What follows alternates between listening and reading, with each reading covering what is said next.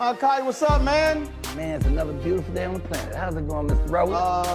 Are those shoes sparkly enough? Hey, man, 9-volt batteries work, baby. How you doing? I'm all good, all good. How's it going? Man, it's supercalifragilisticexpialidocious. If my life was doing any better, I think it was a setup. I'm really blessed. I'm happy, you know. I'm still here. I'm doing what I love to do, and people are paying me. It's funny, I was on stage the other night, and I was telling the audience how I know I'm blessed. Because I stand on stage and say silly, giggly shit, and they give me money. So it's a great life. When it comes to comedy, when did you know that this is what I want to do? I think right after high school, because in high school I was in all the plays, but I was always funny, but I didn't know nobody would pay me for it, you know? And then I saw Eddie Murphy. This was like '84 when I saw Eddie Murphy. Eddie Murphy was the hottest thing in the whole wide world, not just comedy, but anywhere. He saved Saturday Night Live. If he hadn't started in that show would be gone. He had done 48 Hours, Trading Places. His first Beverly Hills Cop, could wear the hell out of a red leather suit, and he wasn't but 23 years old. He was rich enough to pee cream, and he got all that telling jokes. I said, shit, I've been funny my whole life. I didn't know people give you money like that, so I went and got some Red Fox albums. I went down to my mama's basement where I was living anyway, and I stood in that mirror and played them albums and them jokes until I could tell them like they was mad. Wow. And that started me doing jokes, and then I went and did comedy in the street. I was standing on State Street, tell jokes and pass my hat, and white folks would come up and just hand me money, and I liked it. Yeah, I said, I think I'll stick with that. See, the thing that is interesting about what you just laid out is, first of all, why did you go get the Red Fox albums? That was the albums. That was what everybody laughed at back then. Red Fox was the man. Red Fox was very different. He could be blue without using the profanity. So you got the Red Fox albums, not the Richard Pryor albums. No, the Richard Pryor came a little later. Richard Pryor came a little later. Oh, no, I got you, because you talk about, because again, so when you talked about, we talked about that. So at that particular point, so you had Red. Right. And Pryor came later. Yeah. Where, now, once you did that, did you then begin to study other comedians? Exactly.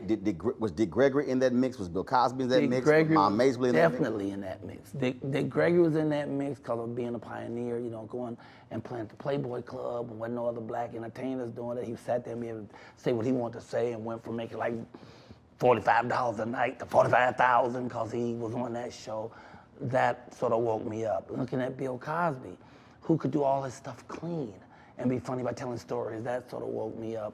But I also studied Lenny Bruce, you know, and Lenny Bruce was the reason that we could have a Red Fox. Because Lenny Bruce went to court and lost all his money fighting for our right to say what we want to say, how we want to say it on stage. Because we couldn't cuss on stage. And so he would deliberately cuss. Now somebody's watching going, hold up, there was a point where comedians couldn't cuss on stage? Oh, you couldn't cuss on most stages, especially in New York. Certainly couldn't cuss on television. And you're talking, Lenny Bruce was 1960s. And so they would have these laws, and so he would go to court and fight because he has a right to say what he wants to say. And they said, no, you can't say that around here. And then he'd go back and do it again. He would sometimes stand in a theater and there'd be 35 uniformed cops standing there with their arms folded, waiting for him to cuss. And he would do an hour performance without cussing. Then he'd say, F you and good night. And they'd arrest him and take him to court. And so he ended up broke because he fought for that right. Because he fought for that right, a Richard Pryor could come along and speak in his authentic voice.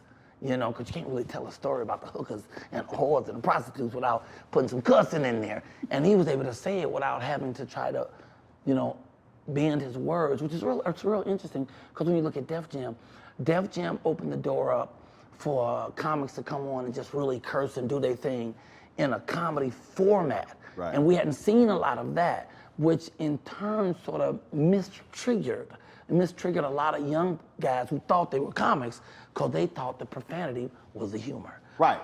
I mean, Yeah. it's interesting you say that because I was a huge Def Jam fan. And we're talking about Def Jam comes out. You didn't go to the party or the club until after Def Jam came on. Oh, yeah. Yeah. You were not saying, oh, I'll catch the repeat this weekend. No, you wanted to see that new episode when it came out, and you're absolutely right. As somebody who loves comedy, who's seen many comedians, you could tell when a person would come on and they were cussing, and you were like, dude, you're not funny. You just cussing. Yeah, that happened later though, Roland. Cause the first guys that came. No, I mean the first guys. That's what I'm talking about. Yeah. I watched it through its entirety, and that was the point. It became to the point where no. Cussing became a crutch as opposed to no. You got to actually have something to say. I also tell people all the time, there's rhythm to cussing. You don't play a certain note at a certain time because it don't go with the rest of the song. It's rhythm. And that was a thing for me. And again, as a fan, you could tell you sitting there going, so when he gonna get to a joke? Yeah. Because I done heard of MFF, I've heard everything. But if the curse word is the joke, then you don't have a joke. Right. You don't have a joke. You just have shock value, and you hope people go for it. And unfortunately, the people who watched Def Jam, a lot of people misinterpreted it, and they thought that because these comics would curse when they did comedy, that's what they was riding on, but they weren't. You know, I mean, you're talking the great Bernie Mac. Bernie Mac got me on the first season of Def Jam. Oh. You know, he put me on. They didn't know me from Adam. He said, you got to put him on. I didn't know anything about it. He said, Michael, you get on this show. And I ended up doing 6 seasons after that, you know? But I went on and killed him, but I didn't know. Because that episode, when Bernie came out there with his picture on those jeans and that multicolored shirt, when he said, I ain't scared of you motherfuckers. There it is. I'm talking, I saw it every week. That was, up until that point, I had not seen anybody who walked out and who said, I'm gonna take New York City on and I'm gonna punch your ass in the mouth. He had such courage and such wisdom, but he was a black man. Right. See, Roland, black men are rare. Niggas everywhere. You could open the glove compartment of your car and 4 niggas fall out. But black men who have integrity for their community, their family, their God, very rare. That was Bernie Mac.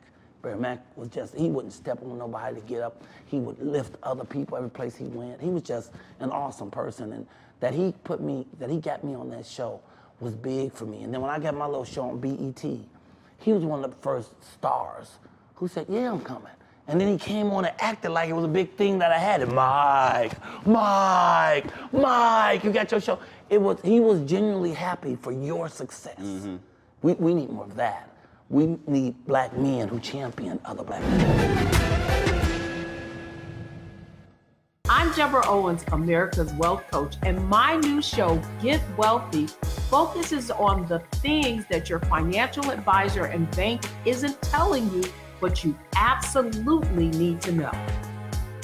So watch Get Wealthy on the Black Star Network.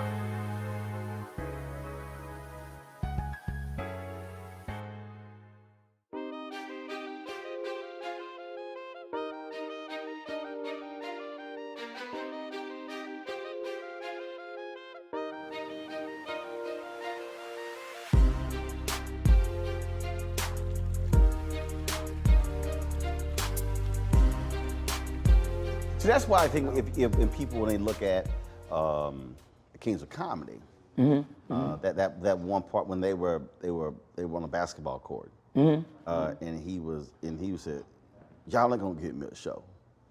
And because at that point, Steve had gotten a show, D.L. had a show, Sid had a show. And really what Bernie was saying, and again, not detracting from those three, but what Bernie was saying is, I'm way too real for y'all to give a show. And I tell people all the time that when you are that real, that authentic, and that liberated, that doesn't just scare white people. That scares some black people. Yeah, it does. And that's why you need some really clever people to see what you're doing, because that's also unique and authentic. And that's what society pays for. Unique, authentic, something like nobody ever seen before, you know, and that's what he was. Nobody ever seen anything like that before. So you look past the vulgarity, you know, because he wasn't vulgar. He was sometimes profane, and there's a difference. What's the difference? You What's vulgar? What's profane? Okay, well, I heard you say motherfucker, so I guess I can say what I want. Okay, so like. I mean, I own. I don't like it. Okay, I don't like it when people come on stage and just say pussy, just because they can say pussy. Pussy, pussy, pussy, pussy, pussy, pussy. See, I ain't that kind of motherfucker. But I will say this about pussy. Okay, let me get this right. Okay, pussy is good. Succulent, tasty, tender, delicious. Pussy's so good, women even like it now. Now, the difference in that is that I'm explaining the situation while making fun of the situation while I'm utilizing the same situation.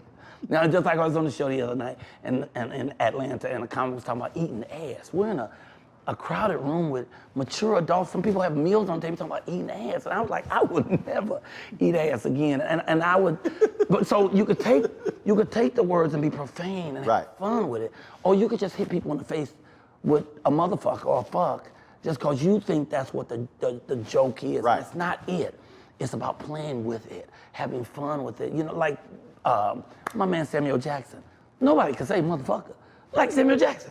Samuel Jackson say motherfucker besides me. This is who I think gives Sam a run for his mother with motherfucker. Who? Jennifer Lewis. Oh, no one's like Jennifer Lewis. There ain't no humans like Jennifer. That's what I'm talking about. I'm saying, you want to talk about unique and authentic? Yeah, she can say motherfucker. In fact, I had this this treatment for a show when we were pitching, and hell, I knew when we had the meeting that wasn't gonna happen. And I had a segment called "I Wish a Motherfucker Would." No, I wasn't called it. No. I know what it was. The segment was called "This Motherfucker." And I was sitting here trying to figure out, dang, who would I get, Sam or Jennifer, to do the intro? I said, hell, I had to get both of them to do it. That's what I'm saying. I think that would be awesome. I think so. Sam, I mean, that's his word. Yeah, he read that word very well. But Jennifer, did you see that video of Jennifer and is it Josh Gad? They were sitting here doing this thing. It was all on YouTube. Hold up, let me put this up. Doc, let me tell you something. That was, when I say that's one of the funniest thing I have seen, because Jennifer ain't got no sense whatsoever. And no filter.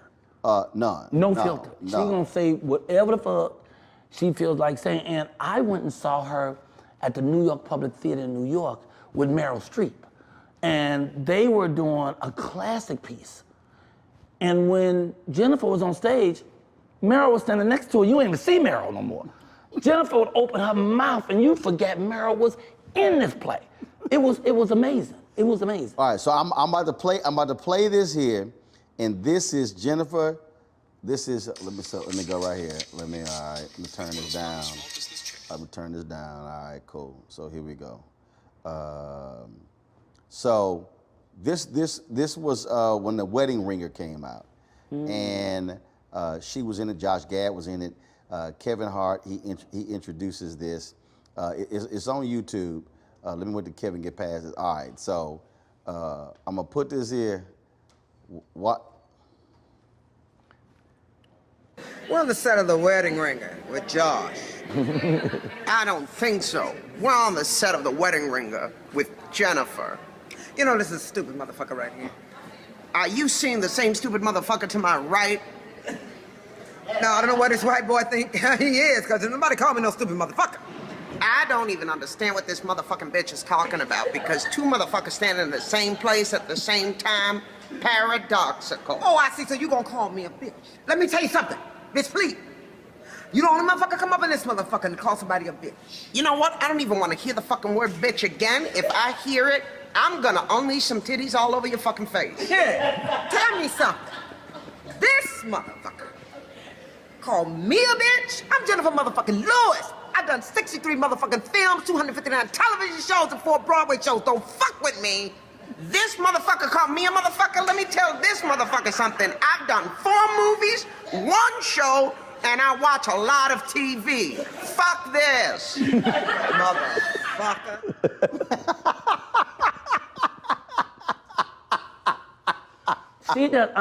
Unfortunately, she don't know how not to be brilliant. She can't even say hello without being brilliant. Right. That woman is, man, she's a force of nature. Yeah, she's an amazing person. I used to throw I still throw an annual Christmas party. It's my way of knowing I'm still here. So no matter what happens, every year I have this party. And I was living in Diamond Bar at the time, and I only invite you and a guest. And I only invite my friends to the play. I don't care if you're a celebrity, I invite my friends. So she knows it's her and one guest. And you gotta be on time, because we do the prayer at 5 o'clock and then we start eating. She come in right on time at 7:20. The bitch kicked the door open and walked in with 11 people and says, Jennifer Lewis. And that was it. She didn't say hi. She ain't say shit. And they walked in like they'd been there the whole fucking night, sat down, started eating, feeding themselves. Jennifer Lewis is very amazing, very amazing. And she had sang a song that day. She said, I'm going to sing a song. They want me to sing a song. I didn't want to sing. I just came to eat. So they want me to sing a song, and I have to tell you a story. I was walking. First, you saying they wanted me to sing a song, and it's your party. Yeah. You ain't asked nobody I ain't to sing. said shit to this bitch. So first, it's they. Yeah, not they, Michael. Like all of y'all, they wanted me to sing, and she's sitting here like she runs shit. They wanted me to sing a song. So I tell you a story. I was walking through a field, a big field, and I saw a light. Something was hovering, and it sat down, and I had to go to the light, and I got there, and there was these little men coming out of a ship. And they came up to me and they said, are you Jennifer Lewis? I said, yes, bitch. I'm Jennifer Lewis. And they said, we want you to come with us because we want you to play our mother in a movie. And then she did a whole song about how she has played everybody's mama in Hollywood. So now the Martians was coming to take the bitch back to Mars. So she's a phenomenal force of nature. Yeah. And she is comedy. She's the definition of comedy, man. You know? But see, the thing about that is, so Guy Torrey told me this, and I'd love to get your take on that. Great man. Great man. So you said she's a comedian, but you didn't say she's a comic. So here's why. So George Lopez has an annual golf tournament, and George asked me to host it. Okay. I was like, the hell? So I'm out there, I'm hosting. And I'm doing what I do when I host. And I can act a fool when I'm hosting stuff. And when you're not. And right, absolutely. And so Guy, I hadn't met Guy before. So Guy had just dropped by, and Guy was like, dog, you're funny as hell. So we were just sitting, I go back out, whatever. And so then we crossed paths many times. He was on Time on the Morning Show, we all kind of doing stuff. And Guy said, dude, your ass, you a damn comedian. He said, you're not a comic. He said, a comic is your profession. And I was like, man, I said, shit, I just do what I do. I don't consider that to be, I said, call it whatever you want to call it. But it was interesting how he defined it. He said, so there are people who are funny, who are comedians. He said, but they're not comics. They're not doing stand-up. They're not doing, and I thought that was interesting how he separated the two, because there are some folks say, oh, they're a comic. No, they're not a comic. Like Tom Hanks, when he did a lot of the sitcoms. And remember later he did that movie where he was a stand-up comedian. The first time he got on stage, he's like, no, I'm not a comedian. He said, I'm not a comic, even though he was doing comedy shows. I thought that was interesting how he broke that down. See, I thought he was just acting comedically, like a lot of people do. What is that? How do you see that? A comedic actor. I see it as a comedic actor. Got it. I think a comic, for me, a comic who is a comedian who does more light fare. They tell jokes. I think a comedian is more immersed in this field. They come from a space like to do great comedy, you have to have a point of view. Right. You gotta be coming from somewhere. You can't just do some jokey jokes and have fun and gags and shit. I think that's what comics do. I think comedians have more depth. You know what I'm saying? Like I joke about this COVID shit because I had it. And I had him for 13 days. I beat that bitch ass. I fucked him up so bad, he thought he got jumped on by the Crips, the Bloods, and the Blackstone Rangers. That bitch lived out my house. COVID left my house and apologized. So what I talk about is how I beat this motherfucker up with natural modalities. I didn't take no vaccine or none of that shit. Echinacea golden seal, black seed oil, elderberry syrup, olive oil of oregano, basic stuff that builds your immune system. I bust that motherfucking head, like Bernie Mac would say to the White Meat Show, and then motherfucker got the fuck out my house with a swiftness, So that's like a point of view. I'm talking about a particular thing, that people understand and can relate to, because there's a culture of fear out here about this whole COVID thing. You gotta take the vaccine or you're infecting other people. No one talks about the truth of the matter that it's your fucking body, and they shouldn't be asking you what's in it and have you taken a vaccine or not, or trying to force you to take anything, because if we allow that, what's next? Then they get to sterilize or they get to lobotomize, because this your shit. And when the Bible talks about your temple, some folks do need that's your lobotomy, body. but some do, and with a swiftness. Some folks. And quit talking about Jennifer Lewis. So go ahead. I love her so much. Some folks need that. Some folks need that.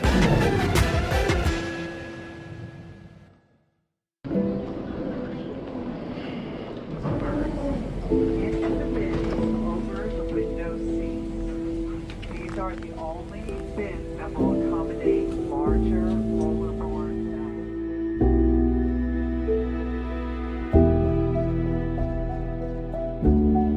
They put 10 in here? 10, and you don't come out till you die. And you eat him, you poop him.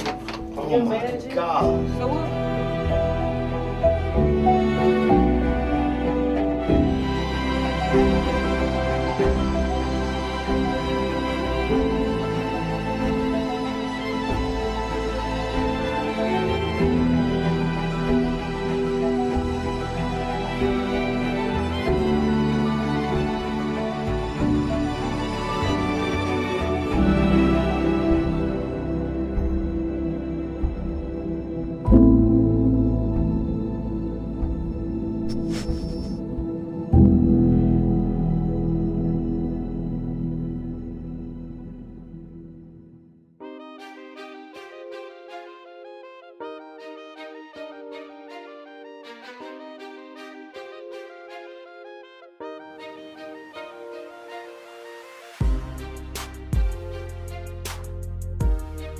What I enjoy about, in terms of when I see what's funny, I think timing and Very important. and the moment, and because not everybody's quick, not everybody can come up with something that's just natural, and then you sort of just in that moment and then sort of bring it back. That to me, I think what's also great. I think it's just like and again, there's no disrespect to a lot of comedians out there, but I sort of get offended when there's these television people have this view that, well, only comedians could sort of host this. I'm like, no, not true.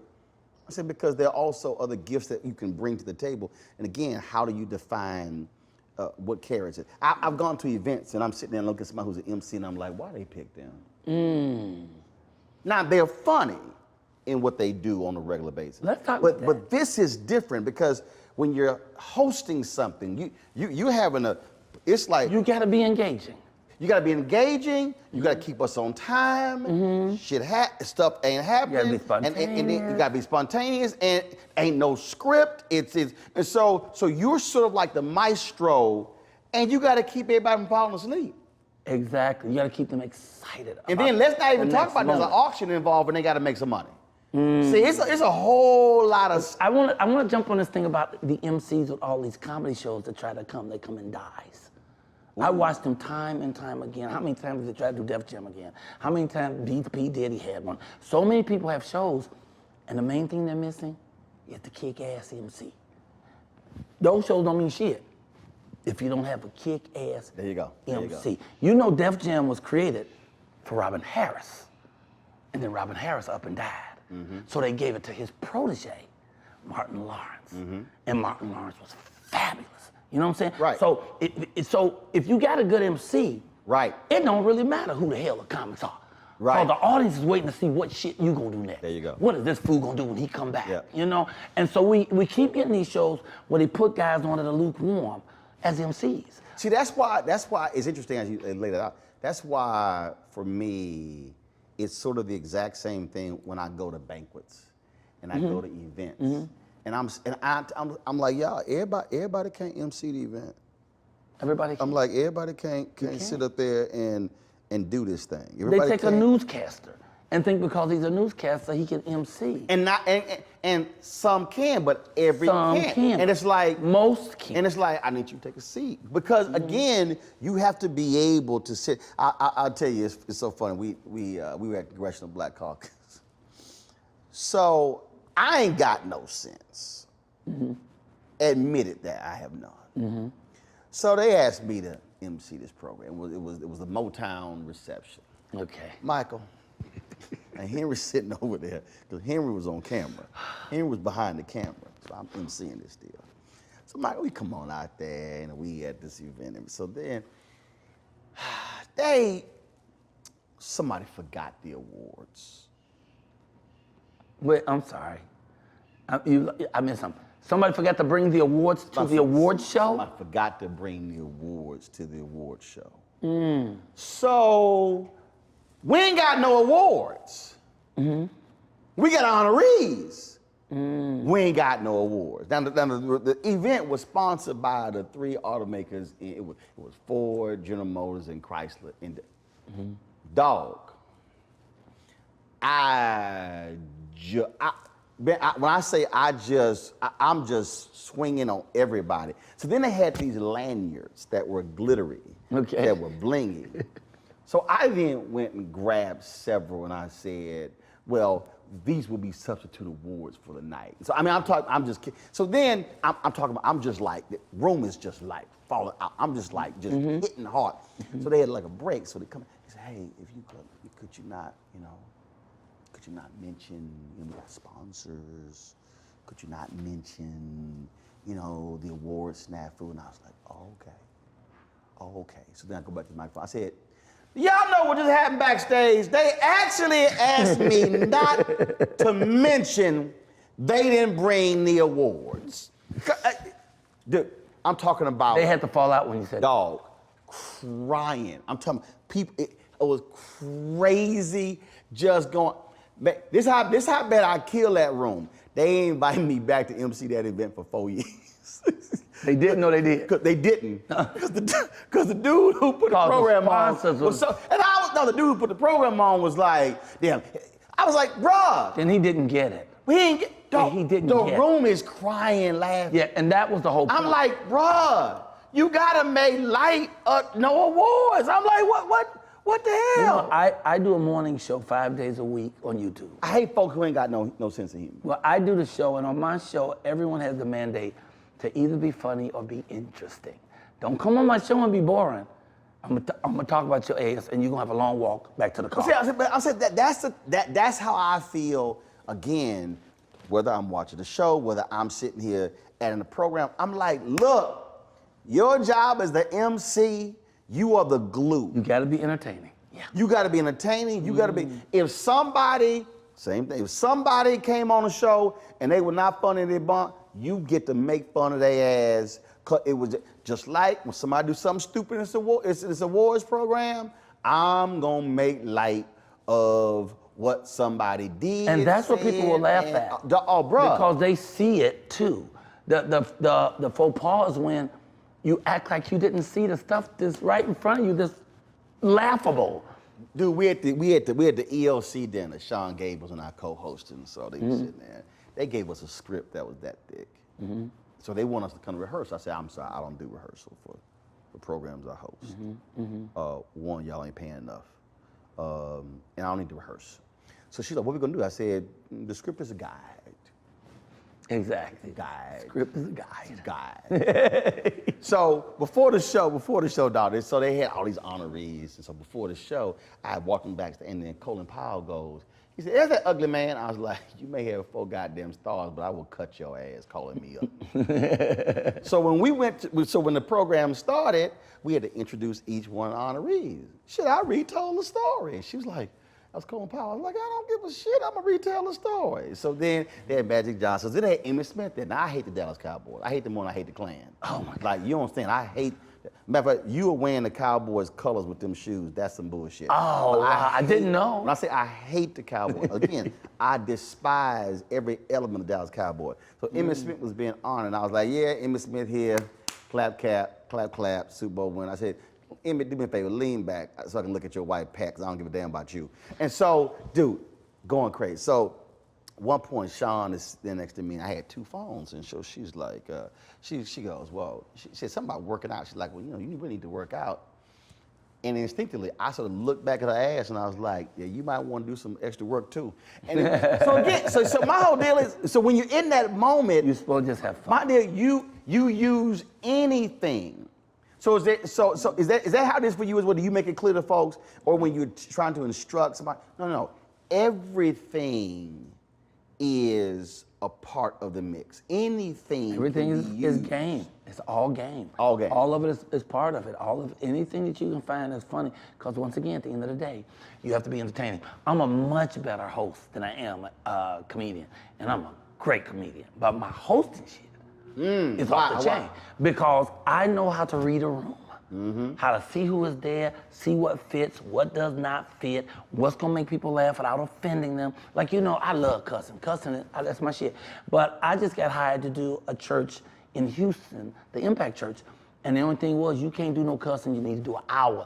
And we're gonna put white buckets on the stage. And every time you cuss, you got to put $100 in that bucket. I did 2 one-hour shows. Only end up putting in $100, and that was 50 and 50. I damn slipped because I thought it was in the Bible. And I started to say hell, but I didn't say the second L. So I figured if I don't say the second L, you can't charge me the whole damn 50. And even the logic of that. You didn't use ass? Because ass all in the Bible. It's all in the Bible. That's all biblical. They said that before they said donkey. But I didn't want to do it because the place was full of politicians and clergy and all this, right? And I did Michael, it. I would have cussed. You But know, not me, you know how many because times I cussed in church? What? I done cussed numerous you times cuss. in church. But you know, here's the thing too. I don't do a job for the job I get. I already get that job. I do the job for the 10 jobs I'm gonna get from that job. Right. So if I know what the confines is, I stay within that confines so I can get more work. So here's how I would have done that. I would have went ahead and cussed, and then when they were like, I'm like, first of all, I don't know why y'all gassed, because a bunch of y'all were cussing the parking lot attendant out when you couldn't park in your favorite spot in the parking lot. So stop fronting. All of y'all, God know y'all sitting here lying, so stop your gasking, and you're full of it. So you know this. And this is what the inexperienced comedian would do. What? Like, I won't even say inexperienced. I'll say the comedian who don't really get it. Right. They'll go out and say, fuck the rules. I can't tell you how many times I've been with comics who come out and they say, yeah, he told me don't cuss, but fuck that, you know? And they have disrupted the whole thing that was put together. Right. And they trusted you. Because that's the thing, as the host, there's a trust put upon you to, first of all, entertain, like you said. Right. Not to put a bunch of motherfuckers to sleep. No, we hold up. trust you not to But put that's people the to sleep. host, right? As the host. Right. Now, I always say when you the keynote speaker, you got carte blanche. You have carte blanche to a certain so when you're the extent. keynote speaker, I'm not saying. First of all, we can't be at the church and say motherfucker. Okay, good. Okay, I'm saying that's my point. You can't throw that out. I'm saying you can't. I mean, you still are at the church. Okay, you still are at the church. Okay. So if you throw out as, that's biblical. Y'all stop tripping. And then if you have the scripture, you can get away with a but if couple you have things the like that. scripture ready, Yeah. and you say, "Thus says the Lord," then you're fine. But again, for the Yes, and they'll holler. If you got the actual script after you My said point. as, they gonna roll my with point. that. The problem is the person who says as who don't know scripture. Yeah, or who says fuck.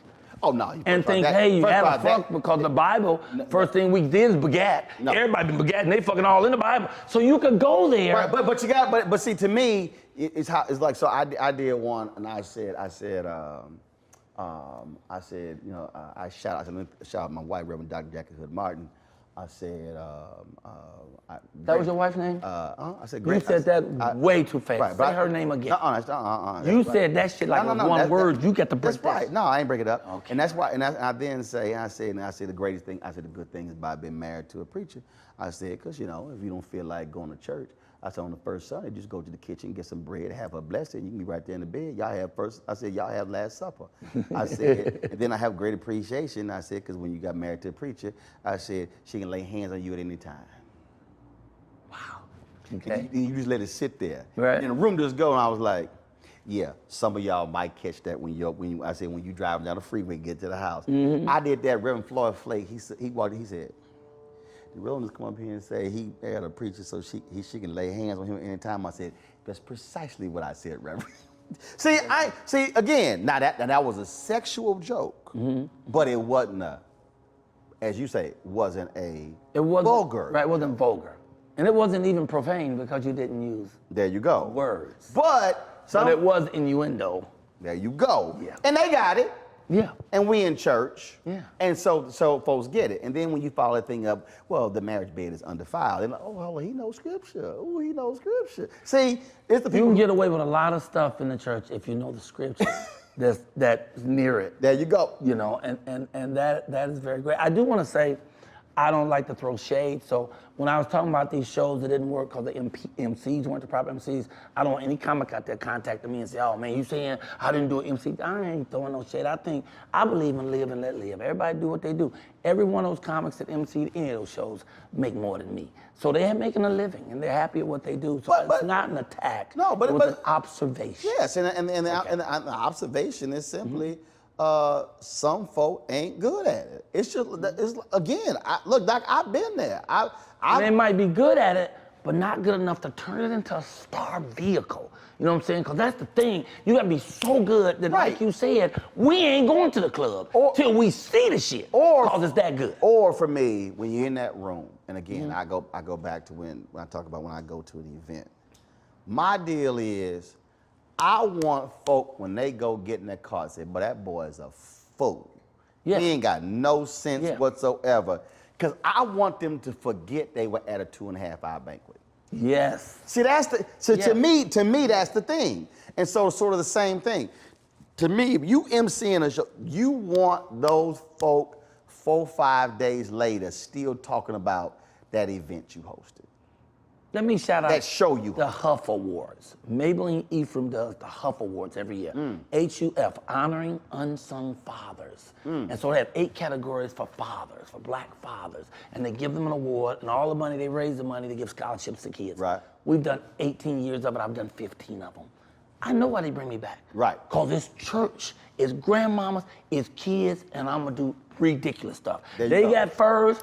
In between almost every break, I go put on a different fur. It's ladies' furs, it's men's furs. I'll do a thing where I have the players walk. So I have all these older gentlemen come up in their nice suits, and we take turns walking, show off the jewelry, show off our shoes, break your hat, stuff that they ain't gonna see, and it's gonna be engaging. Which means that, again, that's where you work the room. You work the room. You see who's there. You're not relying on your stale jokes that you tell every week all over the country. Which requires, and see, that's why I go back to, which requires, when we talk about paying attention. That was the whole point of someone paying attention. To me, the really great, when I've seen shows, is the observant comedian who sees everything, who sees shoes, hair, belt, see y'all over that chat. How you walk. See y'all over there hugged up, how you walked in, all of that, and then and they use it and then integrate it into the show, and you sitting there like, yo, without making people, here's the other thing, without making people feel bad. Right. To be able to have fun with people without them feeling bad about you making fun about them, they don't feel like the butt of the joke. They feel like they're part of the joke. Right. And they can go tell all their friends, oh, he's talking about how my belt was too tight. You know, where they say it in such a way where they walk out joyful for the evening, and then you're triumphant. There's just artists who go out just to win for themselves, but you don't win if Pull up a chair, take your seat. The Black Tape with me, Dr. Greg Carr, here on the Black Star Network. Every week, we'll take a deeper dive into the world we're living in. Join the conversation only on the Black Star Network.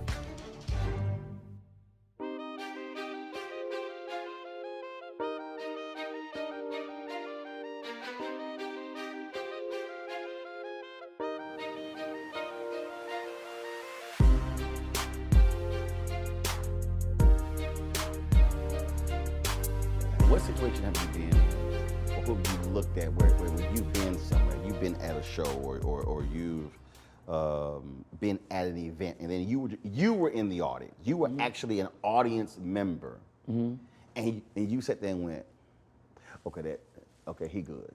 All right, she good. I like how they did that right there. Do you find yourself? No, you know who do you find truly yourself surprised me? deconstructing? Yeah, go. Who surprised me? Right. Steve Harvey surprised me. And it wasn't a comedy show. He was talking to 100 young black boys in his mentoring. Right. And he was funny, and he was so brilliant that it made me go look stuff up, and I'm well read, so I loved. Right. And at one point, these kids, who's all their mamas, were sitting in the back, all of them were sitting in the front, and a couple started whispering to each other. And he stopped and he said, you know what you ain't gonna do? You ain't gonna sit up in here and whisper at my thing. You 100 was selected out of 3,000. You ain't got to be here. So you, and I'm a cuss. He said, I'm a cuss, because I will throw your little ass out of here. I know your mama back there, but I will throw your ass out and tell your mama she shouldn't have brought your ass here. And he said it Right. in such a way where it was funny, and all them little boys, they sat up. And then he started tutoring in such a way, stuff that I didn't even think about. When he talked about the vision board, which I have a vision board. Right. Yeah, vision board. Almost everybody successful has a vision board. He talked about he has it on his phones, all his phones, the iPad, everything. I always talked about it, but I hadn't looked in too deeply. And then he went into the Bible, and the Bible says, if you want a thing, you gotta write it down, make it plain. I just didn't expect it from him. I just didn't Habakkuk 1. Yeah, Habakkuk. I just didn't know that he had that level of depth Right. in his communication skills with large audiences. I knew he was funny, I knew he was smart, but I had no idea. I was blown away by that. Now I'll tell you who is not a comic and is not a comedian, who is absolutely hilarious. Who was that? Regina Hall. Bruh. Regina Hall is one of the funniest women on the planet. Regina Hall, did you see the thing she did with the guy who had just got out of prison? He plays his prison. He plays Jackson. His name is something Jackson. And he an ex-con, but he a con man. And she plays his wife. Now in this, she don't play his wife. She plays his parole officer. Regina, she's unsung. She's unsung. She's bad. American Black Film Festival, and I forgot who they honored. And she presented, bruh, just killed. Just. And it's without effort. Dude, in fact, so when they were this was the American Black Film Festival honors that was here in LA. Okay. But when Girls Trip came out, they were at ABFF in Miami at the actual film festival. My plane got delayed. I couldn't make the interview, and so basically the producers did the interview. So it was Malcolm Lee, the director. It was Regina. It was Will Packer, the producer. Brilliant. So at the end of the interview, they ask, they say, "Hey, Roland's not here. Can y'all give him a shout out?" And they were like, "Oh, sure." Will that's my frat. It's all good. And then so they go there, and so Regina's like. She's like, Roland, where the fuck you at? We here. How the fuck you ain't here, but we here? Dude, we was like, okay, we didn't say that, Ro. That was all Regina. Bro, it was so damn hilarious. Yeah. And then I was going back through our drops for the show. I was going back through the drops. Right. And she was on, it was her, Ice Cube, and Sid. I don't even know what the hell movie they were in. I don't either. I don't even know what the hell movie they were in. I don't know what the hell they were promoting. And Regina, so they were all doing the drop, and I think she was like, you're watching Rolling by Unfiltered. Pulls her blouse down and just showing top of her breast. She like, see, Unfiltered. Dude, she is.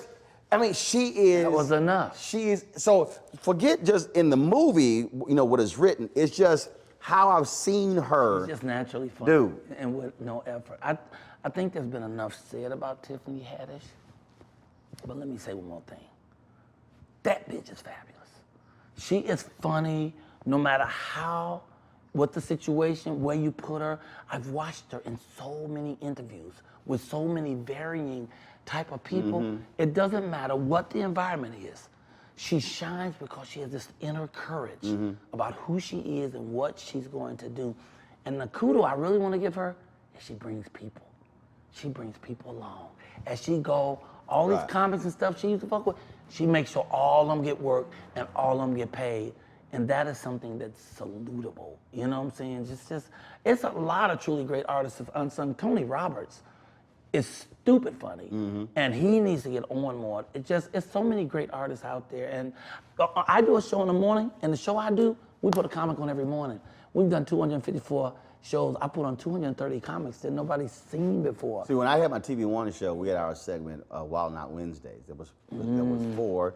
We had 3 comedians on. Right. And so Tony Woods was on, spent the whole weekend with him. and didn't know until Dave Chappelle got the Mark Twain Award how when Dave publicly thanked him from the stage, and first of all, every time I see Tony, he's always come from overseas. I said Tony, do you ever get booked in the United States?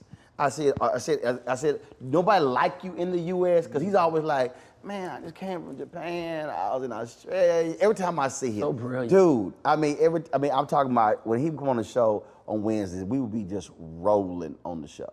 And it's how he says it. Right. It don't really. Sometimes though, it sounds like he's mumbling. Trust me, I know. Did you ever see Brad Pitt in Snatch? I know. I told him Saturday night, we was together all in D.C. I did 6 shows in D.C. this weekend. And every night was together. And he would talk, and you can't understand. Y'all did 6 shows where? In D.C. at the Comedy Loft. When was that? This past weekend. The motherfucker you didn't call? I forgot you were in D.C. I'm based in goddamn D.C. I forgot you were in D.C. How the fuck you come to D.C. and you didn't call? Oh, I would have You called doing 6 you. motherfucking shows I would have with called Tony. you quick, fast, I mean, and in a hell, hurry. you fucking called me. He wasn't on the show. You called me about some other shit out the blue at 5:58, and I'm going live at 6. Oh shit, my bad, Ro. I forgot you. I'm gonna have to put D.C. next to your name because I forgot. As soon as I come in town, Ain't that some shit? I forgot that's your town. You international, worldwide. I didn't know that you was in that little ass town. I had no idea. That's some shit. Oh man, did 6 shows in that You place. fucking called me about all kind of other shit. All kind of shit. Just random shit. No, I didn't know. My bad. But that fool Tony was there. That fool Tony was there mumbling and stumbling and hilarious. I have to keep making him repeat shit. What the fuck? Then when he said it again, you lay on the floor. Say, bro, no. See, I was in there. No, really, I was over here. I came back. And then when you hear it, you go, oh yeah. shit is sick. You know? Now, so comedians always say, you know that point when you make comedians just fall out. Give me an example of a moment where they gave you, Mike, that shit was funny. That right there. Because to me, that's that moment when you can make cats who understand the craft just fall out. Well, when we did Emmett Smith's roast, Dallas and all, when we did his roast, that was really sick. And I think it was so funny that I think they tried to edit some of my shit out.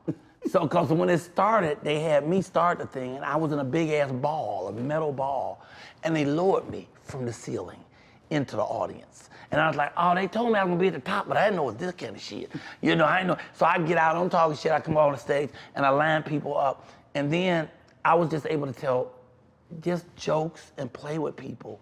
But it was like hilarious shit. And then, of course, the poor boy came up who had a faux pas.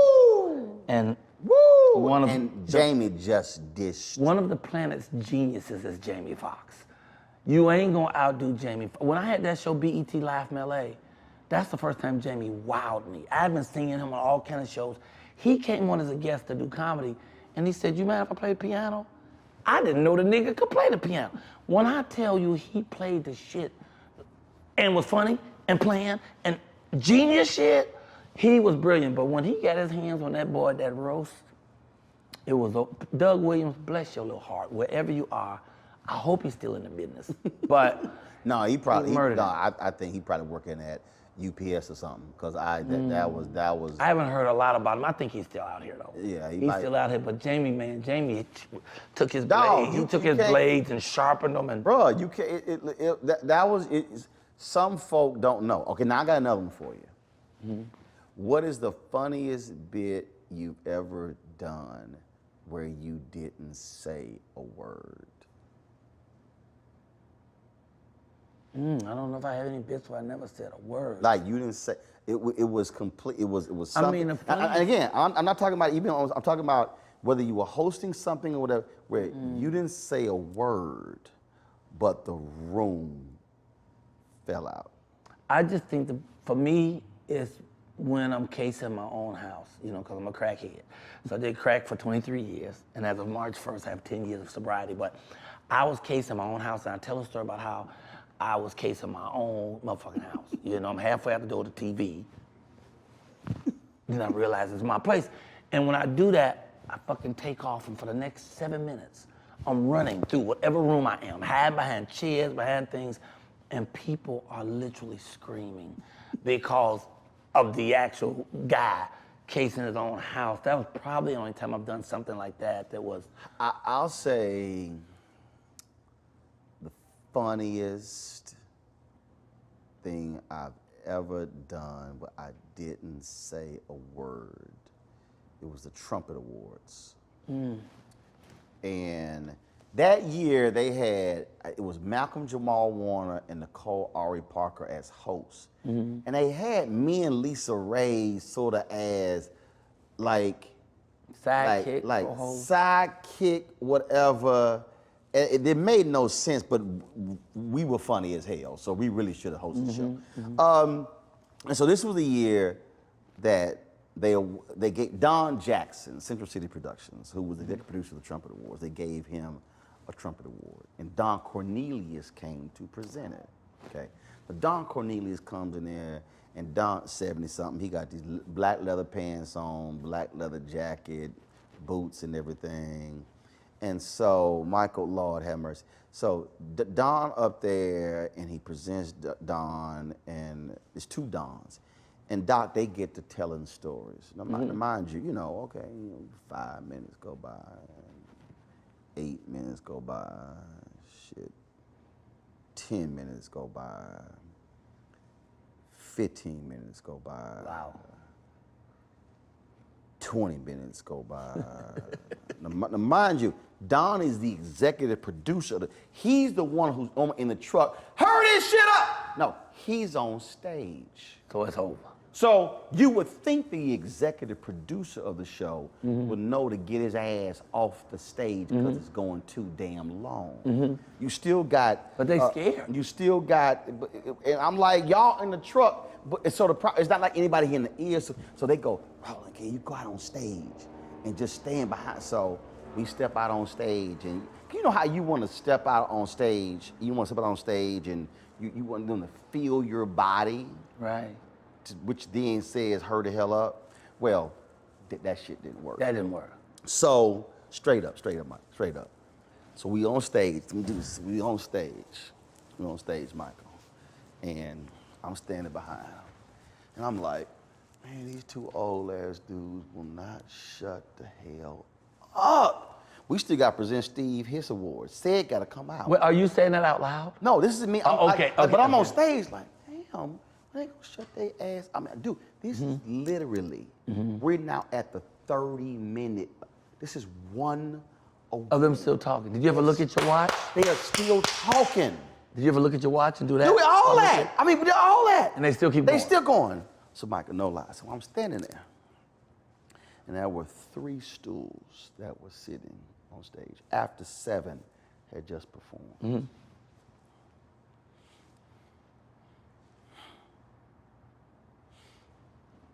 I went,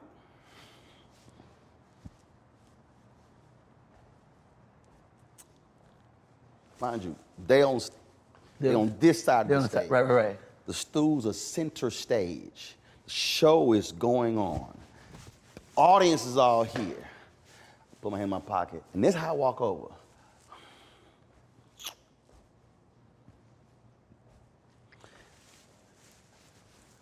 grab the 2 stools, just like this here.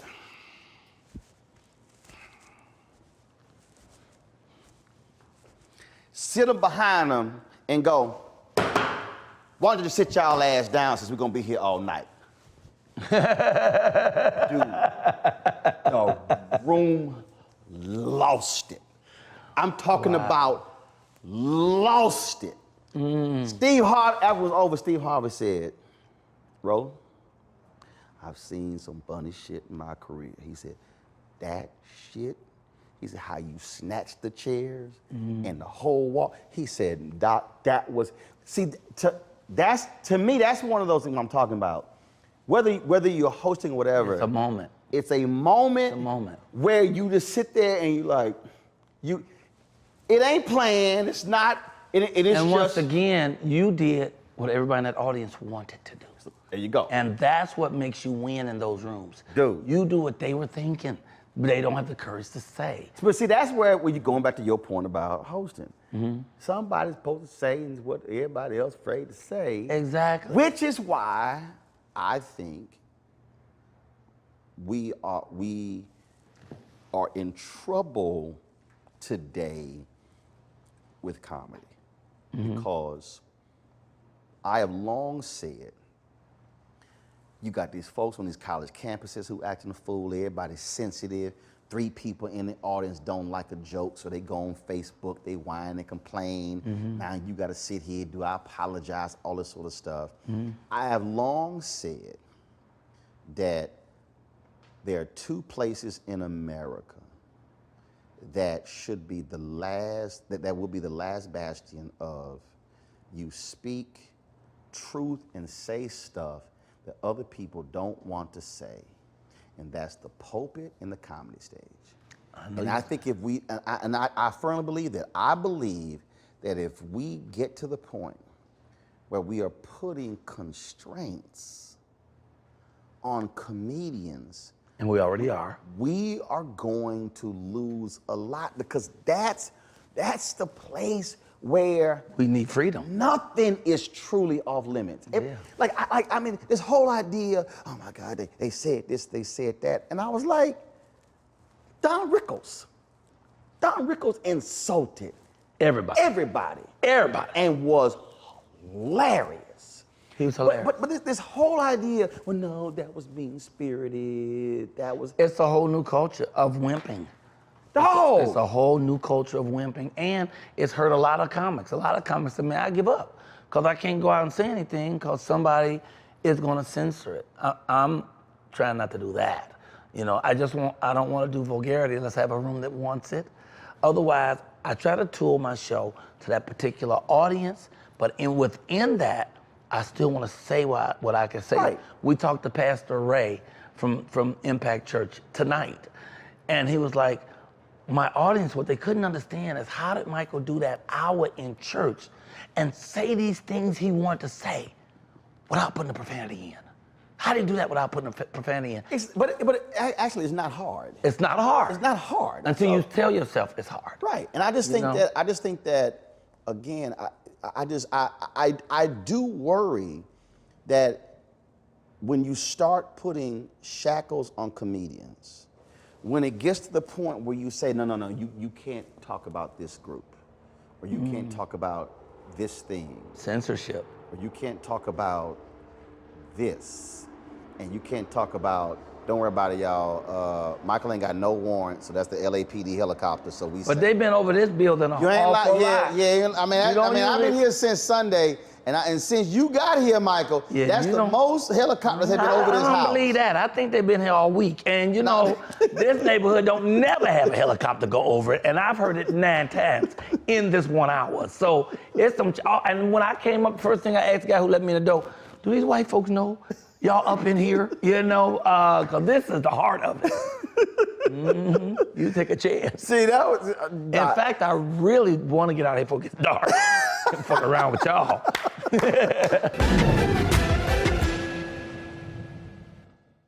It's time to be smart.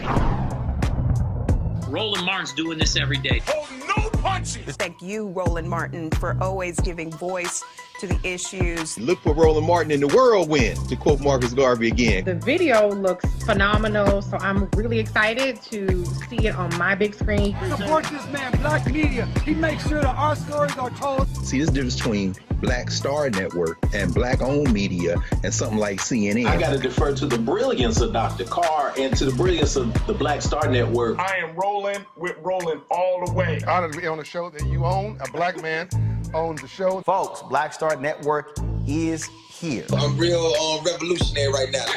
Roland was amazing on there. Stay black. I love y'all. I can't commend you enough about this platform that you've created for us to be able to share who we are, what we're doing in the world, and the impact that we're having. Let's be smart. Bring your eyeballs home. You can't be Black-owned media and be scared. You dig?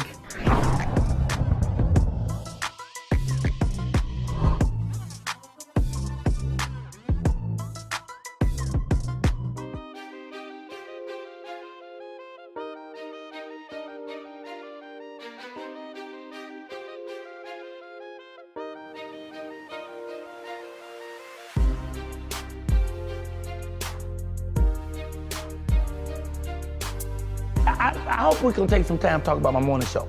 We'll get out of here. But I don't know what your clock is on, but it looked like somebody gave you a signal, and I saw you do some shit like that. No one gave me a signal. But the audio dude was giving me the signal about the helicopter and wanted me to stop. So what I did was I integrated the helicopter into the story, so therefore it became a part of the show. And wasn't it beautiful? And while you're on that, what that means is, Mike, let's see, Mike, let me show you. When you talk about MCs, Mike, I'm the fucking MC. And you're doing a damn Mike, fine job. And let me just say so this, you understand. I knew that you owned all this equipment, but I was gonna ask, did you bring these niggas too? So do you own the equipment? Well, no, because I don't allow the N word. So yes, I did bring these brothers. Oh, these brothers. I did, yes. Okay. I did bring these brothers. I brought. Well, I'm glad I didn't wear the shirt I was gonna wear. And I'd like to apologize for that word, okay? But I really do, man. I really do worry that we're gonna have a generation. I'm telling y'all, Too much they want Michael's ass. I'm telling you, Mike. We had no problem when Richard Lawson was here, Glenn Turman was here, Mario Van Peebles was here. Then you ain't hear nothing. Jack Kay and Bill Duke and former crackhead ghetto ass. Oh, damn. And we've got multiple helicopters. The project shit. We I got gotta the track 'em. LAPD and the sheriff's office helicopters flying over this house. Them my fans, man. They love me so much. We heard my guy went in there, you know. I remember when I smoked weed. I remember I was in D.C. coming back to Baltimore, and we were smoking. The whole car was full of smoke, and we got to one of them 6-way turns, and it said no turn on the red, but I was so high. I turned on the red, and the police was sitting right at the corner. They hit the lights, rolled right up on me. I know we going to jail. They walked towards the car. Michael Colyar, what are you doing turning on the red? I said, oh man, I'm lost. They took me to where I was going. They said, just follow me, and drove me to where I was going. They ain't say shit about the weed or nothing, you know. Now the shit is legal. So what I'm trying to figure out is, and you clearly had to be high. Yes. Because I've never embarked on a 6-way turn. Oh yeah, the 6 is 6-way. It's the corner. Nigga. I mean, excuse me. We're not using that word. I let you finish the story, but I was like. But there was it was 6 corners. 6 corners. So there were 6 different ways you could have gone on that street. Starting from the center, you could have went 6 ways. Yeah. You never heard of? No shit. Okay. Then I was pretty. It was good. It was that sticky, yicky. That's when I was still smoking with the professor. That one like DuPont circle? Was it like a circle? It had 6 different. It was something like that, but I don't know if it's DuPont or because I Chevrolet or I don't know who. I've seen the Star of David. I've seen 5. I've never seen 6. You saw the Star of David. No, I've seen 5 points of a star, but I've never seen 6 corners. I see it. I ain't never seen it. See, as an interviewer, I listen to what the person. I'm just saying. Let me just say, as a haberdasher, I ain't never seen a brother wear a feather. a bow of feather in Okay, his so jacket. so- Now, I knew you when you wore the ascot Oh, no. with the matching socks. I've been wearing it. No. So let me tell you what happened. You been doing that for a while? Oh, yes. Let me tell you what happened. And ain't nobody said shit? Oh, no, he said shit. Damn. You know why? May I be the first? No, you can't. All right, go ahead. You can't. Here's why. All right. Because even Obama tried to say some shit, and I checked him. All right. So here's what happened. So every That's why we get a helicopter. Secret Service been on your ass ever since that day. So every year at Essence Festival, Steve Harvey and I would have this pocket square battle going on. Oh, okay. And so this probably was, I think next year's the 10th anniversary of this. It probably was like 2012. I was sitting here, I was at a St. Jude fundraiser in DC. And this dude walked up and there was this green, yellow, purple feather in his pocket. And I went, what's that? And he said, they're selling these things, you know, money go to St. Jude. And I said, shit, my sister's a designer. She can make that shit. She an artist. I said, damn, a feather. I said, shit, a feather pocket square.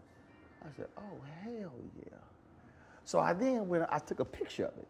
So I went, I hit my sister, I said, can you make these? Mind you, my grandmother had a catering business. So I was used to when you would have the stem, Right. you get that green tape would fly. Right, yeah, exactly. So I something hall growing up for years. So I hit my sister, I was like, can you make these? She's like, yeah. I said, so send me 3 or 4. So she sent me 3 or 4 samples. And I was like, no, that's too long, cut this, I want this. So then she sent me about 20. I said, oh, I got something for Steve's ass. Like, Essence! So then I'm getting ready for Essence. So I got all my suits laid out. I got all my suits. I got the shirts laid out. Right. Ascots lined out. Right. I got the shoes and the sock. I took a picture on my bed. And I posted, I said, Steve Harvey, I got something for your ass. So I was on the radio talking about, I said, I'm tweeting out. People, they like, the hell? So man, I sat there and then folks like, what? I said, it was like feather pocket square. And so then I run into Steve, man, he hollered. He thought, him and nephew Tommy, they thought I just had found some feathers and just stuffed them in the pocket. They didn't notice it was a plane. See, that's what you gotta understand. Steve's an Omega, Tommy's a Kappa. I'm an Alpha. There's a reason we are better than them. See, so they thought I had just. And that's the reason don't need one to talk to me, because I ain't in none of that. Okay. That's why they grabbed some. They thought I said, no, I haven't grabbed no damn feathers. Steve was like, what? And I had all different variations, different colors, different types. And so all these brothers, they like, who the hell wearing some feather pocket squares? I said, first of all, I ain't never dressed for a dude. I dress for women. Come on. I said, and not one woman said, feather pocket square. Here's what the woman do. She said, ooh, I like that. Okay, when a woman is doing that, she's standing right here. See, dudes running their Let me just say mouths. this for you and all them Negroes.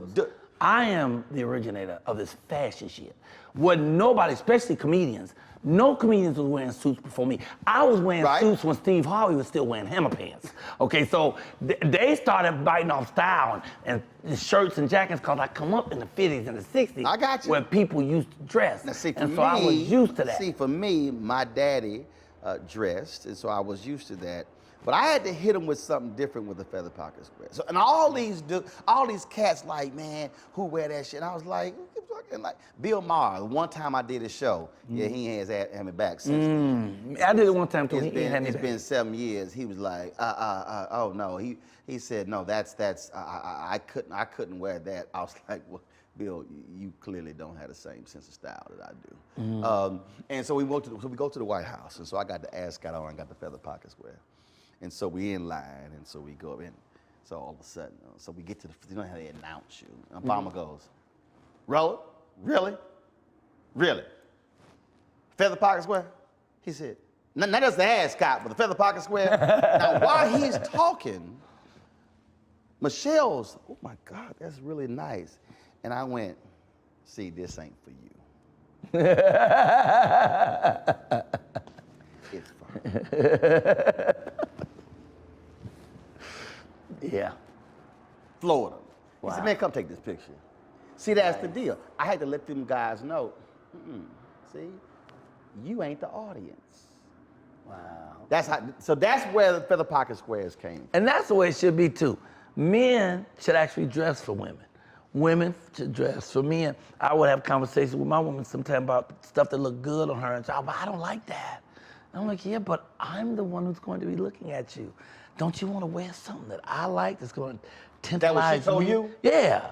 And no, what I said to her is, oh, that's. Gotcha. I would like this, and she's like, well, I don't really like. I would never wear that. And I'm like, if I just told you I love it, how can you say you would never wear it? If I tell you I love it on you, you should go get 10 of them in every color. I can't go with that. Oh, I got to go with that. I think, like, I dress for the woman, like you just said. But okay. But if your wife wanted you to wear something, and that was just not you, would you wear it? No. That's my point. Absolutely not. I would not. That's a good point. Because my ex did that, which is why she exed.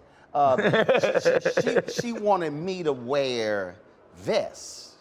Now you seen Sid. You should leave anybody who wants you to wear vests. Now she wanted me, and I was like, no. And now Sid has vests, but they really jackets with no sleeves. They really jackets with no sleeves. Okay, so she wanted me to wear, and I was like, no. And man, so we in the car, and so she bugging the shit out of me. I said, look, I don't like vests. I had multiple 3-piece suits, vests discarded. Man, pissing me off. I said, you know what, fine, let's go to the store. We go to the mall. We walk in. I said, we try on these 2-3 vests. So they bring them on, I put them on. I say, you see how this shit look? She's like, oh yeah, you're right. I'm like, yeah, I know I'm right. I said, first of all, I ain't never had a woman dress me. Daddy knew what he was doing. Daddy raised me, he raised his son. Mama never had to dress us. I said, Daddy knew what he was doing. I said, so I need you to understand, I need you to stay in your closet. You gonna stay in your closet. Don't come to my closet. Because see, here's what she didn't understand. I have a short torso, longer lower body. Vest, I also have a barrel chest. Vests are normally, look better, slender frame, not wide frame. So I knew the vest did not accentuate me. I think that so rule why am I works. gonna wear something that doesn't accentuate me? So I'm like, I knew what the hell I liked. I think that rule works most of the time, but I think flexibility is also important. And, well, you can say all you want, but I think flexibility is important. So give me something. Give me something clothing. I'll give you something. You feel just does not work for you, and you would be uncomfortable wearing it. And then if you're uncomfortable wearing it, you're now thinking about it while you're wearing it. Is there something? Is there a color? Is there a fabric? Is there something dealing with clothing? And you like, look, that's just not me. Like, I'm not as stubborn as that. I got it. If my woman really wanted to see me in a thing, unless it was a dress or tutu or some shit, if she really wanted me to see me, if she said, oh baby, I love that on you, even if it wasn't me, I would be flexible enough to give her that. I love lingerie. I love the stockings and garter belts. That ain't her. She ain't gonna wear that. But if I love that like I love that, you telling me you can't take a night or two to slide into that because that ain't you when you feel uncomfortable. How about this here? That's why they become exes. How about this here? Can you wear athletic shoes with your dress pants? Absolutely. It's what I do right now. Can you wear? I can't do it. That's what I do on stage from now on. I never wear dress shoes on stage. I'm 64. I know I don't look a day over 59, but I'm 64, and now I only wear gym shoes and suits. Can't do it. Can you wear a baseball cap with a suit? I could do that. You could? Yeah, because I have some that's made out of Harlem, and they look like crowns. And the baseball cap with the emblem. Can't do it. Can't do it. Can't do it. And you couldn't do it if your woman said, Daddy, that looks so good on you. Could you wear a Jeffrey Osborne throwback and Kim now wears a sheer shirt? I wouldn't want to. Let me just say I wouldn't want to. But if my baby said, Daddy, I get so hot when you wear that, I'm wearing it. I'm wearing it in all colors. See, I Put it on. See, I can't. I got to have flexibility. No, here's why I can't. Here's why I can't. Because if there's something that I wanted her to wear and she wasn't comfortable in it, see, I want her to be comfortable in it. I want her, when she walks. Here's how I think, though. When she walks out. I want her to be comfortable in it because I like it. No, see. Yeah, no. And that's about give and take in relationships. But see, I think that's hard. I think that's hard. I don't think so. No, here's why. 'Cause I think that to me, it's the equivalent of wearing a pair of shoes that don't fit. Or that just, it's uncomfortable. I'm a firm believer. So here's one thing. So, my wife would drive. My wife, not that old when she gone, but not that old. My wife, yeah, not that. So the one for the last 20 years. So it drove her crazy the first 2 years we got married, because we would go out and they would say, she's like, well, what's the dress for this event? I said, it's casual. And then she would see me and I put this on. She's like, I thought you told me it was casual. I said, it is casual. That's casual for you. I said, it's casual for me. She put on jeans and tennis shoes. Now here's my whole deal. I'm not gonna say, you know, you putting them jeans and tennis shoes on. She comfortable. I'm not gonna say, you know what, babe, I would really like for you to put on something a little bit dressier. No. Don't matter. If we went to a black tie, we go, like a lot of times she'll ask me about the dress or the shoes, and I give my opinion on it, whatever. But the other times I'm like, are you comfortable? She's like, well, I really like this, but what about this? I said, oh, which one do you really like? My most important thing is, if you are comfortable, if you can walk out there, man, your full comfort and just, I'm like, go with that. That's for what I me, mean. Mr. Rowland, for me, I find that selfish. I think that relationship for her to be comfortable? Yeah, I think relationships are about reciprocation, they're about give and take. So I don't think it's about rigidity. This is what I do. This is the only thing I can do that can make me comfortable. If my woman say, but baby, will you try this? I'm not gonna say, no, I ain't gonna try that, because that don't make me comfortable. I'm gonna say, baby, you really like that? That ain't my thing, but you really like that? Well, let me go and try to make it look good for you. Because that's giving her some of the stuff she wants. I want her to give me some of the stuff I want. And that's why my perfect example is lingerie. That she ain't going out on the street being uncomfortable. She being uncomfortable for a couple of hours in the room with me if she gotta be uncomfortable. But it's something that I know is gonna arouse me. If she knows that's gonna arouse me, how could she say, nah, I ain't doing that cause I ain't comfortable with it. I'm just gonna wear my damn pajamas. But see, what arouses me is her being comfortable. See, that's the difference. Yeah, so for the me, other it's not, 98% of the time, right, I make sure she's comfortable. Right, so but if she can't give me 2% of give and take, I don't want to be with that person. I don't even want her. I want her. If she says to me, look, I ain't wearing. Look, I'm wearing them heels. I'm wearing these flats. Kobo, do you? I think you look great in them heels, but you ain't got to wear them heels for me. See, I'm gonna say, baby, I know you don't feel comfortable in them heels, but ooh wee, what happens to me when you wear them heels? Oh my Lord! And you got them fishnets on them, and you got the garter with the real garter belt, and then the breasty things, and they pushed all up the things, they're pointing at me like I'm their favorite. Mama, do something to me, make me want to go and buy you something cute. I give a perfect example. I hate. Have you seen them sundresses? Women have, but they cut off right under the breast. Right. You could have the skinniest woman, she looked pregnant. I hate them dresses. I hate them dresses. What I hate is oversized women who will wear the top and the bottom and let the fat part stick out. See, that's a whole different thing. My wife loves wearing them dresses, and I would tell her, oh, I hate that damn dress. Your ass look pregnant. And now I would crack on it. She like, it don't matter, I'm comfortable. And I joke about it, but it's like, now, would I ever buy her one? Hell no. I said, you want that dress, you gotta buy that dress yourself. No, I hate those dresses. Well, I'm never gonna tell her the stuff she's wearing I don't like, but I am gonna tell her the things I would love to see her. Wait. So she put something on and she said, Michael, what you think? And if you don't like it, it don't work. You ain't gonna say it don't work? I wouldn't know. I've never seen anything on her that I didn't like. Oh, I'm talking if something. So if okay, so like let's say she decided to wear box on her head, I would say, I don't think I like that. No, I don't like that. I don't like that. You know. She says. Now I know you into boxes, so that's a whole different thing. But I'm just saying. She puts on these shoes. And then and you just don't think it works. You just don't think it works with the combination. Oh, I don't do that. You gonna let it flow? Yeah, I don't do that kind of thing. Huh? I don't do that kind of thing. I don't look at what she's. No, if she asked you.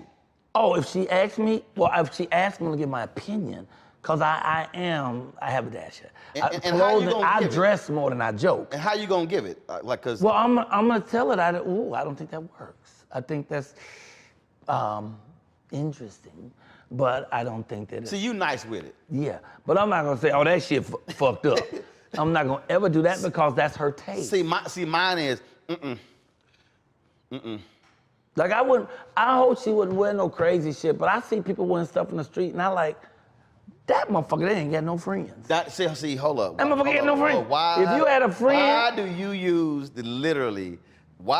use literally the exact phrase that I use?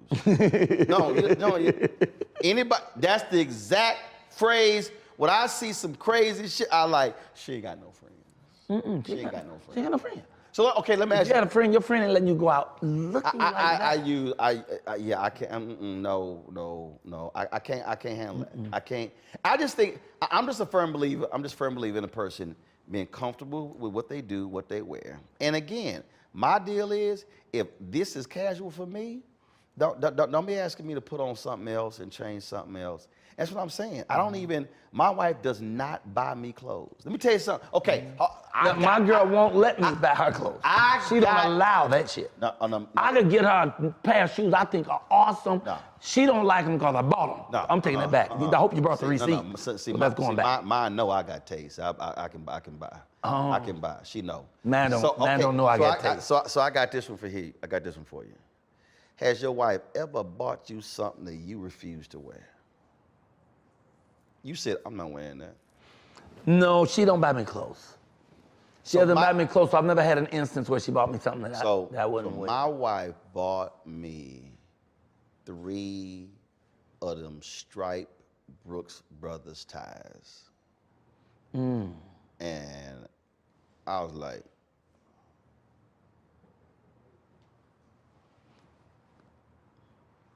okay. And you ain't wearing. I went on the radio and talked about why I wasn't gonna wear them ties. No, my daddy, she gave my daddy. I was like, I can't stand those Brooks Brothers ties. I said, I ain't wearing them ties. So I ain't wearing them ties. I think that was the last thing she bought me. Cause and then you let her go? No. Oh. No, we've been married 20 years. I hate those ties. And that's what, and folk were like, Roland, make her happy and wear it. No, because I'm gonna be unhappy wearing it. We take a picture, I won't be smiling. You're a different type of. I'll be mad. I just like. You're a different type of gentleman. And again, my daddy loved them. Yeah? Oh, my daddy loved them. Yeah, but she never buys clothes for me, so I've never had that problem. I don't have a wife. I have a girlfriend that I've been with for about 9 years. But she's never bought me clothes. And I bought clothes for her several times, and each time she's like, please don't buy me no clothes. Now, was that because, see how you with her 9 years, but you don't know her taste, which means that if you should know what her taste is. I should. I'm a failure. But no, I do know her taste, but I also know mine. Right. So when I buy things for her that I would like to see her in. See, there you go. See that? Yeah, but if she say no, then it's cool. I give her the receipt. See, now- she can take it back, but I'm not gonna force it on her. No, you gotta wear this because I think it look good. I buy it because I think, oh, baby, you'll look good in this. And she said, no, I ain't gonna never wear that. And I said, that's the end of it. Here's a receipt. Whereas, bring me my change. Whereas, please bring me my change because I'm gonna get me something cute for myself. Study what she wears. And see, and that's why y'all lasted for 20 years. And then I can study that, so therefore I then know what to buy. So therefore my shit don't get rejected like you. No one said you're not a genius. No one said I'm just saying. No one said it. No one said me, I'm a mere human. And so what I'm stuck doing is giving it a shot in the dark. I don't know. Hi, I'm Dr. Jackie Hood Martin, and I have a question for you. Ever feel as if your life is teetering and the weight and pressure of the world is consistently on your shoulders? Well, let me tell you, living a balanced life isn't easy. Join me each Tuesday on Black Star Network for A Balanced Life with Dr. Jackie. We'll laugh together, cry together, pull ourselves together, and cheer each other on. So join me for new shows each Tuesday on Black Star Network, A Balanced Life with Dr. Jackie.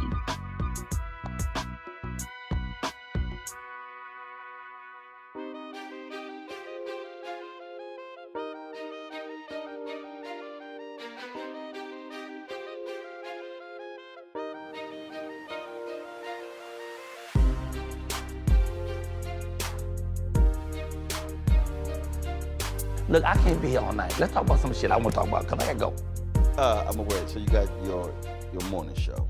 Now, first of all, I thought I did your morning show already. No, what you did is the superstar interview. And when I tell you... How many damn shows you got? I have 3 that are doing a regular. So 5 days a week, I do the Michael Colyar morning show. That's okay, what is that? That's a show I created so people have a place to come and laugh and pray every day. So Monday through Friday, we do an hour show, 7 a.m. Pacific time, 7 until 8. We always open the show. We have a comedian, a musical artist, interview people. We just have fun. Halfway through the show, we always stop and pray. Either I do the prayer, or a minister will come on, or pray. Okay, so do y'all pray halfway through the show because the show ain't going well? It ain't going well. It for needs the second prayer. half of the show? It needs prayer so bad. Oh, Let us get to the second half, Jesus. And we do prayer because I really believe that people are more damaged by stress and fear than this actual virus. And so I want people to have a place to come and just be able to let their hair down, laugh and pray. So that's 5 days a week. And then every Wednesday I do what you did, superstar interview. So on Wednesday I've done Wyclef Jean, Russell Simmons, Yolanda Adams, Fred Hammond, you. So that's why I do superstars and we do that. And then every Tuesday at 11 a.m. on Instagram, I read books to the children.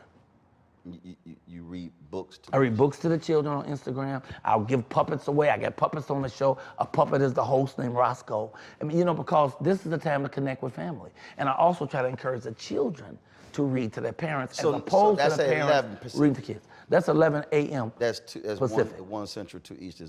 So now the kids in school, who the hell watching? Their parents. Their parents sitting there smoking a blunt and watching me with puppets. I don't know what the hell is wrong with these damn kids. They parents smoking a blunt, watching you with puppets at reading children's books at six-way corners. And they trying to get 6-way corners, and they trying to guess so that they can win a puppet. Okay, they're 49 years old with a blunt, and they're trying to figure out how they can win a pirate puppet. Today, all you have to do is tell me what's the puppet's favorite letter? R. So anyway, 5 adults with a joint wrote in. The first one got the puppet, but the shows are going good, and I do that every week. So I want you to just drop in, just do 5 minutes, say howdy or something. When you came before, you stayed on for an hour. Yeah, I know. And I didn't talk at all. I didn't get a word in edgewise. Pretty much like this show. No, it wasn't like this show because... I ain't said shit. I said 5 sentences. Right. I've been here 2.5 hours. No, I knitted a fucking sweater. I have knitted a sweater while I was waiting for my opportunity. I'm just saying. I mean, look, more people going to see this and they're going to be sitting there emailing you, calling you, saying, Michael, that was absolutely brilliant advice Roland gave you. It is brilliant. The email is comicking123@aol.com in case y'all do decide to email. Or you can follow me on my Cash App. That's $ Michael Colyar's money. I'm sorry, go ahead. You want them to follow you on Cash App? I want them to follow me on Cash App. Give to Cash App. No, when they follow me, they can only follow by giving. Last question, absolute last question. When the last time you wore a blue or gray suit. No pattern pinstripe, just a blue or gray suit. With a non-patent shiny ass shoe. No shoes on that. I wore a blue, solid blue suit Thursday night as I did the show at the Comedy Loft in DC, which I didn't know. I forgot you was there because I had some other shit to do. And so I just wore my white Jordan shoes with white socks and the blue suit with the blue tie, no stripes, no frills. All the frills was me talking shit. Now, was that because you coming to DC and you came dressed like a DC Capitol Hill intern?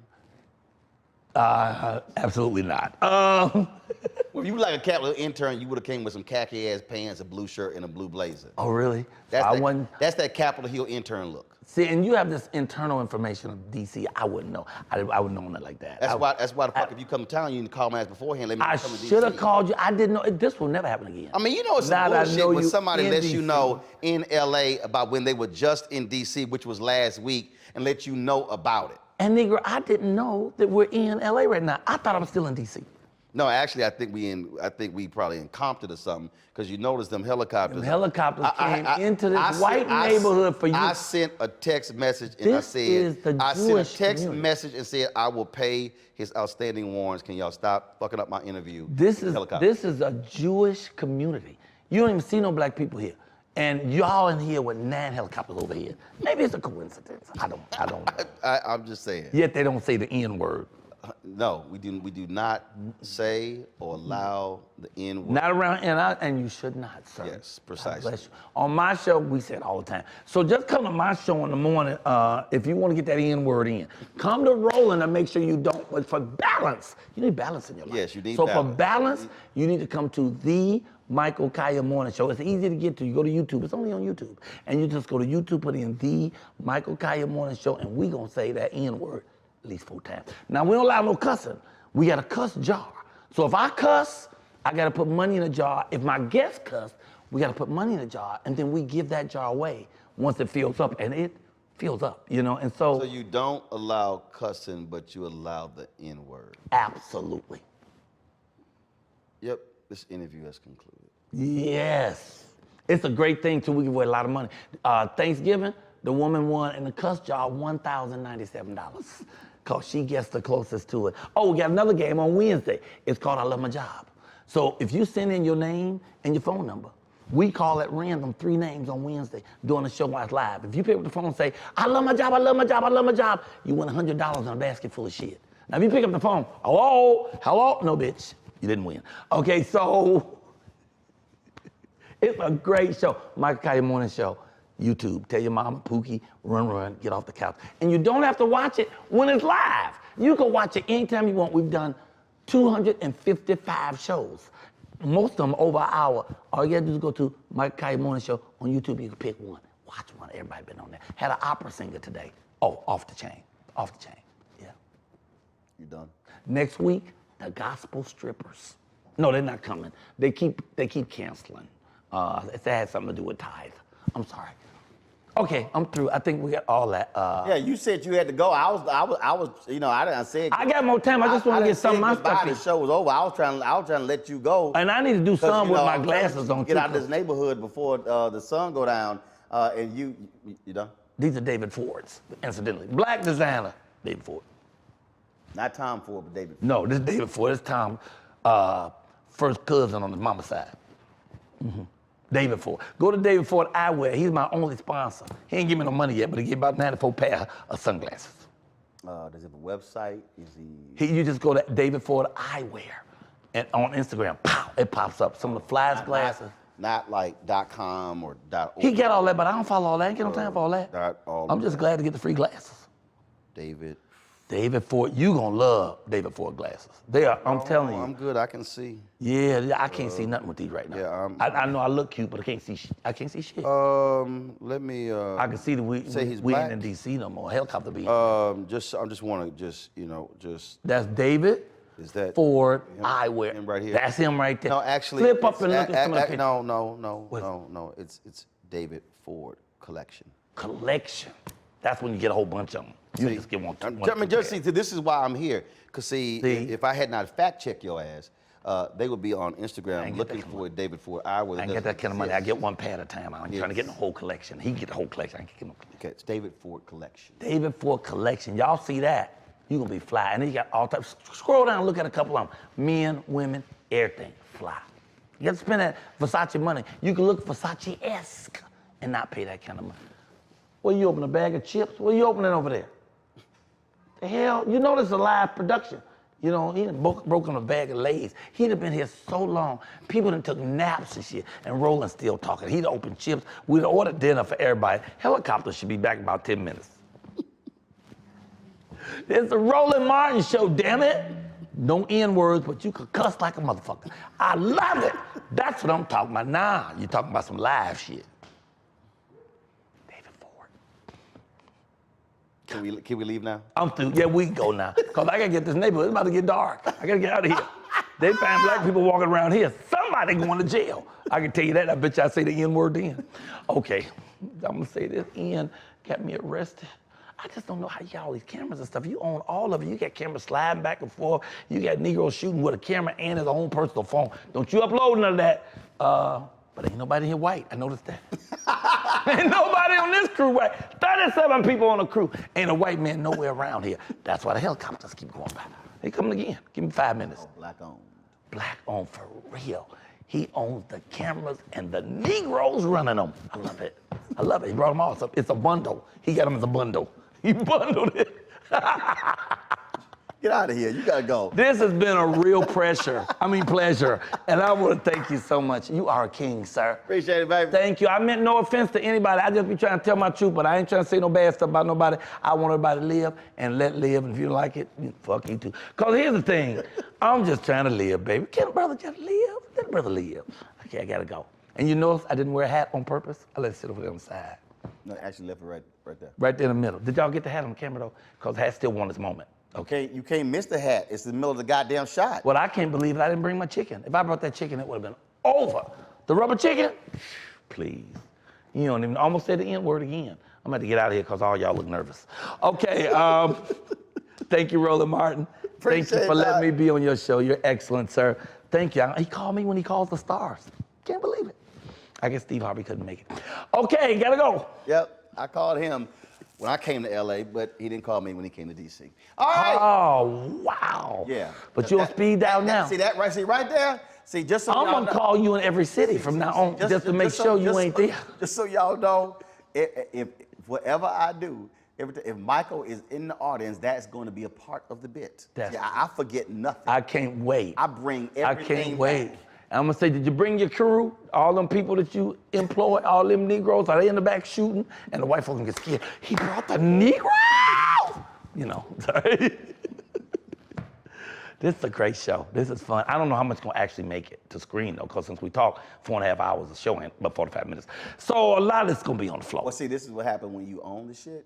Yeah, all of it. I love that. That's what I like most about Bob Johnson. When he was at BET, he used to say, I don't work here, I own here. I used to love that phrase. I can't wait till I can say that, you know?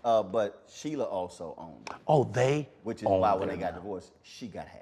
She did get half, but all you need is 1/2 of $1 billion. And that's a good afternoon. Wait. No. I shouldn't even say this. She got half and also his company too. She got half of the company. Yeah. I still think you're right though. Yeah, he all right. I think it might be all right though. I think they both were kind of cushy. And she did put in the initial money.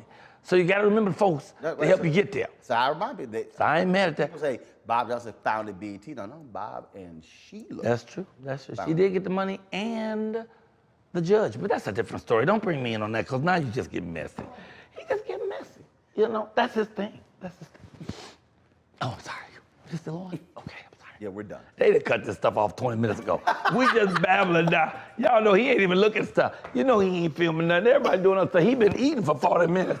He got a package of shit he done opened up over there in the bag. He's so annoyed. At this point, he's so bored that he's loudly opening the bag. Right, the audio person. The damn audio and he's person. so you know he hear it.